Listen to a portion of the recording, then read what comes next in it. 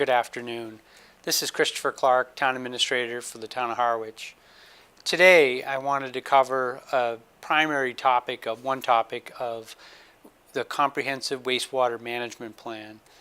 I think it's important for the community to realize that we have been progressing with a comprehensive wastewater management plan consistent with what the federal government requires, called a 208 plan. 208 is just simply a reference to the federal statute or regulation that requires that we clean up the water in the town of Harwich.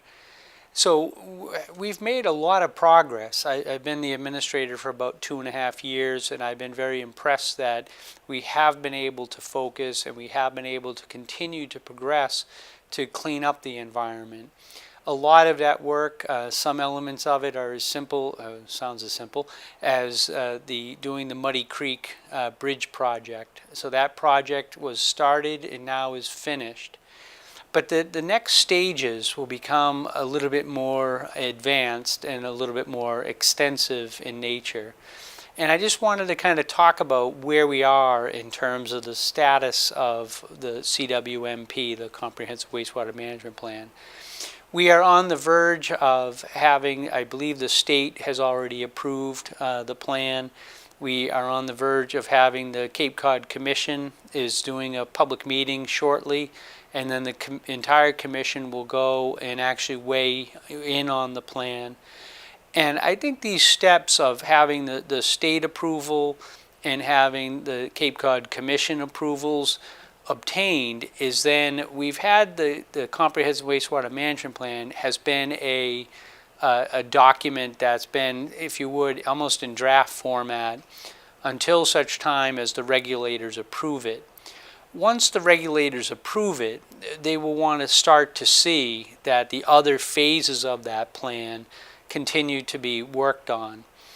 I hesitate a little bit about using the word draft, because even though it's been a draft plan, phase one, which included Muddy Creek, which includes a study on the Cold Brook, that work has been completed.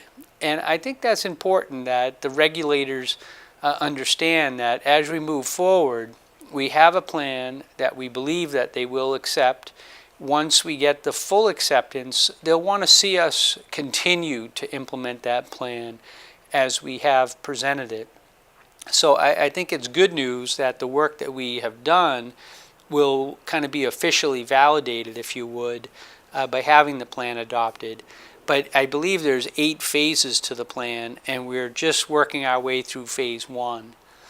The next steps that I see is once we get the approvals, we will have to really progress on a couple of different areas.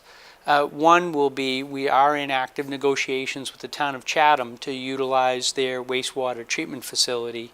That I think is important because the plan calls for two facilities, one right now in Harwich and then the other in Chatham. There is some flexibility, if you would, to that. We could use the one obviously in Chatham, and I believe it makes the most sense to partner up with Chatham if the terms and conditions of the intermunicipal agreement work, and utilize their facility to kind of take care of the eastern section of the town in the Pleasant Bay Alliance area in general, or Pleasant Bay area in general. The other would be a treatment plant that could be centrally located in Harwich, which the plan currently calls for, but we've also had some initial discussions with the town of Dennis and Yarmouth to see if there's an opportunity to do a regional plant somewhere in that tri-town area. So we are looking at that as a potential. Obviously, we would be contemplating doing that as the 3 towns get together. There would be an economies of scale, and again, we could try to find ways to reduce our costs by partnering up with some of our neighbors. So the next stage would be to work on the IMA with Chatham, hopefully reach conclusion on that, and that would be presented to a town meeting. Ideally, the hope would be to be in front of the May 2017 town meeting. But then the second part that I think would be fairly significant is that we would have to then also commence doing the design work related to designing the system in East Harwich, to put that out and have the beginnings of, if you would, hard infrastructure, pipes in the ground, that would bring septage from your home or sewage from your home into a network of pipes that would ultimately go to the Chatham facility. I think it's that hard infrastructure that has significant costs, and at this point our primary focus would be East Harwich. I think I've touched upon this in the past, but why East Harwich? What's the significance of East Harwich? Many of our wells, public drinking water wells, are located in that aquifer, in that watershed, so it makes sense to look at that area.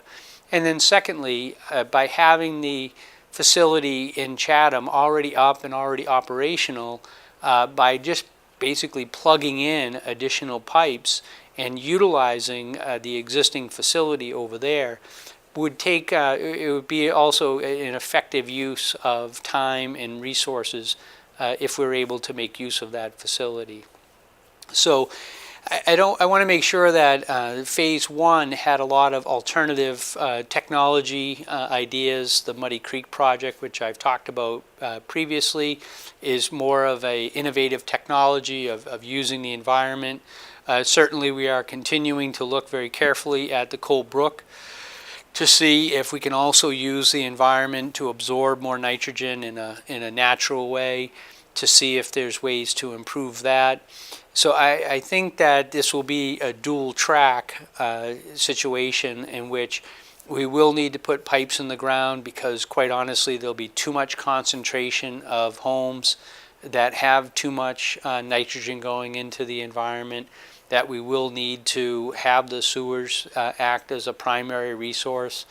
But wherever we can, and I think as research is moving on, and as we know the availability of these alternative technologies, that we'll be able to take greater use of those.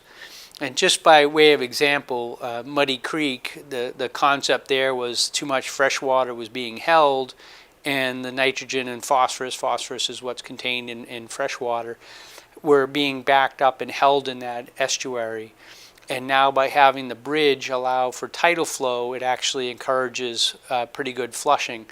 But we do need to do continued analysis to make sure that the theoretical of the value of that is actually proven after the fact, and once we have some duration.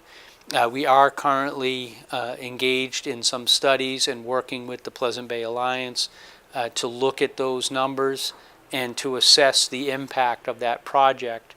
But as those projects get complete, as the data becomes available to us, if the data shows promising results, then we can continue to explore and see what other avenues.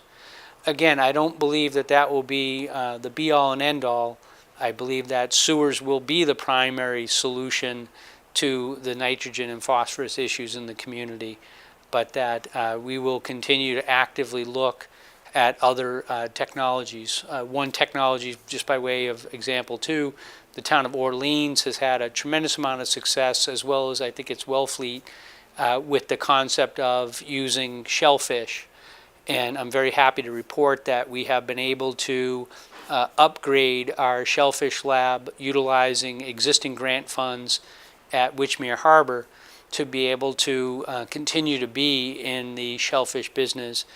How much we're able to use that will kind of depend upon some of the results from other communities, as well as some of the environmental considerations here in Harwich.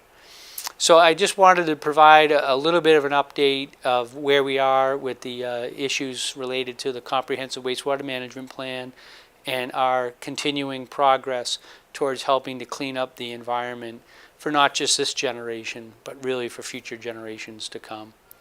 Thank you for your time and attention. Christopher Clark, Town Administrator, Town of Harwich.